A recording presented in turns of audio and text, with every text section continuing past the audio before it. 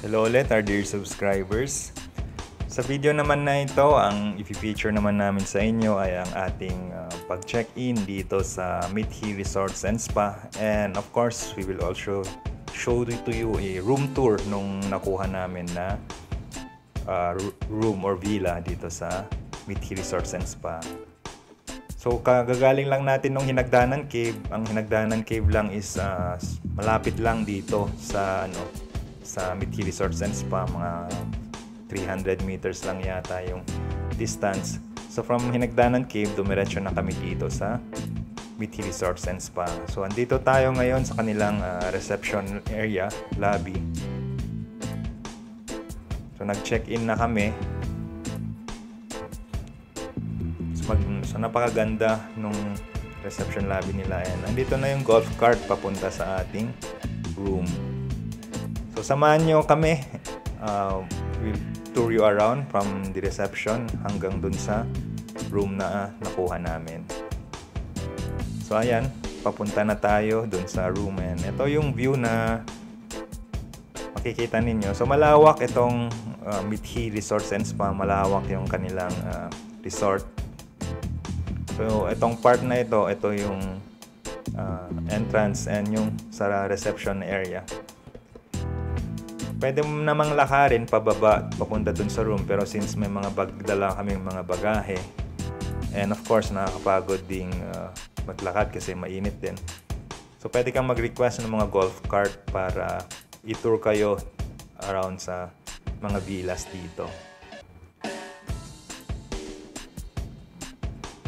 So yan yung mga nakikita ninyong parang mga hut, yan yung mga villas na pwedeng i-book dito sa Mithi Resorts and Spa. So syempre yung presyo nung villa is depende rin. Itong mga mas malapit sa dagat and may view ng dagat and solo and may sariling pool, mas mahal ang mga ito. Itong mga yung villa na yan, itong mga to, ito kasi yung mga merong sariling swimming pool. And sila yung nakatapat sa dagat, kaya mas mahal sila. I think the price range is around 10 to 15,000. Pero itong room namin, since naka-sale siya nung nakuha namin, parang naka 40% off yata siya, and nakuha namin mga 7,000 na lang per night. So nag-book kami dito for a single night para lang matry lang natin itong Mithi Resorts and Spa. So andito na tayo dun sa room na in-avail namin. Ayan. So itong villa na to, bale 4 na units yung sharing dyan. Bale 2 units sa baba and 2 units sa taas. Yung nakuha namin is nakaharap kami sa dagat. So ito yung view ng room namin. Ayan, so makikita natin yan yung dagat.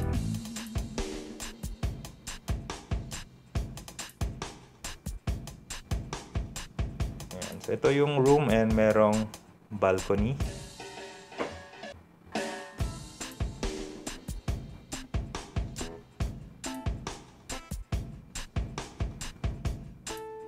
So room tour muna natin. So ganito yung itsura pagpasok nyo. So itong room na nakuha namin is dalawang twin bed. Ayan.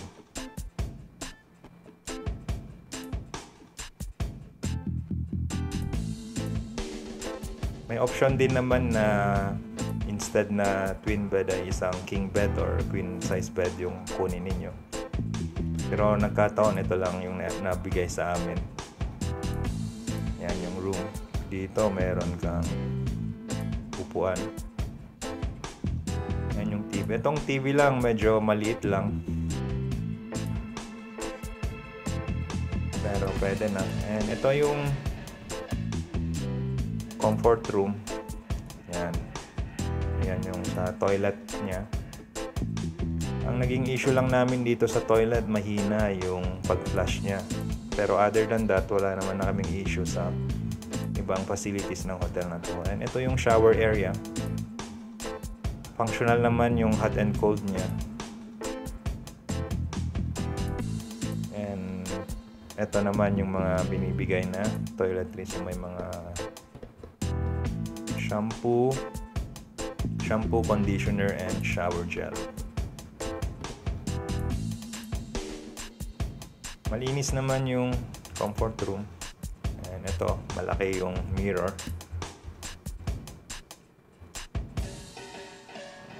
May mga tissue. Yan, may mga toiletries din silang nabibigay. Lotion and dental kit, shower cup, and of course, meron din naman silang mga hair dryer.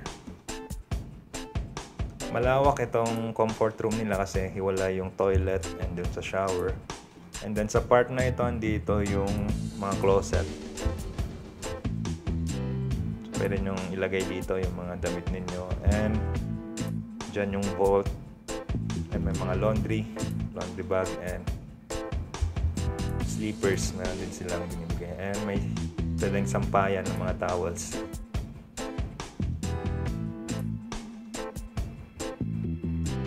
You open this, ayan, may mga hangers silang provided, plancha, and yung kabayo.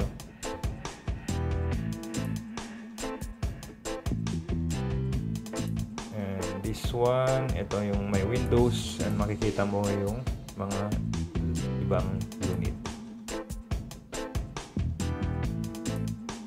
So for a price of 7,000, sulit na rin ito. Malaki yung room. Dalawa lang kami ng misis ko dito na magstay, at yung mga friends namin is guest namin sila, pero hindi sila mag-overnight. But they can still use naman. Yung mga visitors, they can use the facilities nung resort up to 10 p.m. So ito yung may mga telephone, may digital clock. Yan yung mga channels sa TV nila, may flashlight. Yung mga outlets naman nila, functional naman. Yung mga pillows nila, yung duvet, very comfortable. Yung mga bed sheets, maayos, malinis. Aircon, sobrang lamig.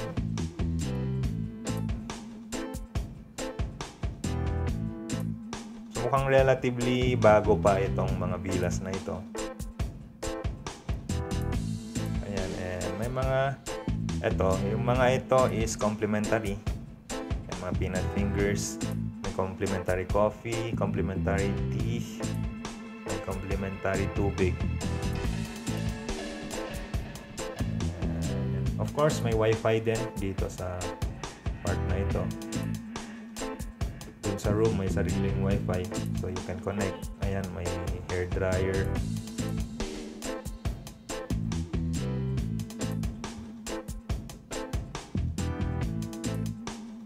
Ito naman is I think menu nung restaurant.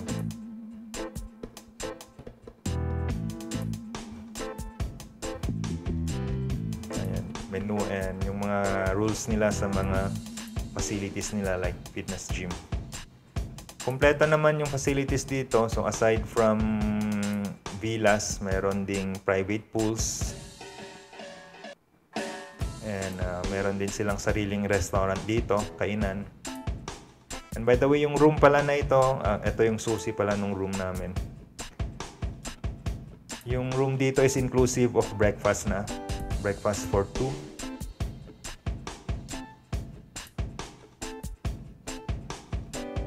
There you go. Ayan. So malawak naman yung room na ito for 2. So hindi feeling claustrophobic or anything. Tapos meron pang balcony kung saan pwede kang uminom and mag-chill lang, kaharap mo yung dagat. Ayan, so ang room natin, ang villa natin is room 1404. So if you plan to book dito sa Mithi, ito yung itsura ng mga villas nila.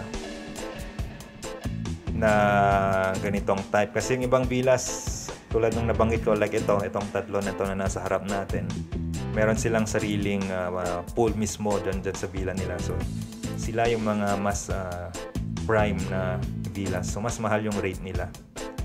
Pero itong room namin, for the price of 7,000, sulit na to. Ang laki. Malaki siya. And yan, may mga balcony pa na pwede kang tumambay lang. So, highly recommended. Kung babalik kami dito sa Bohol, definitely I would come back dito sa Mithi. And yan yung room tour natin. Again, kung hindi po kayo nakasubscribe dito sa ating channel, mag-subscribe lamang kayo and hit nyo din yung notification bell para updated kayo lagi kung meron kaming bagong upload. Panoorin nyo yung i-upload namin na video about Mithi. We'll show you around mga facilities pa nandito. So, yun. Thank you for watching.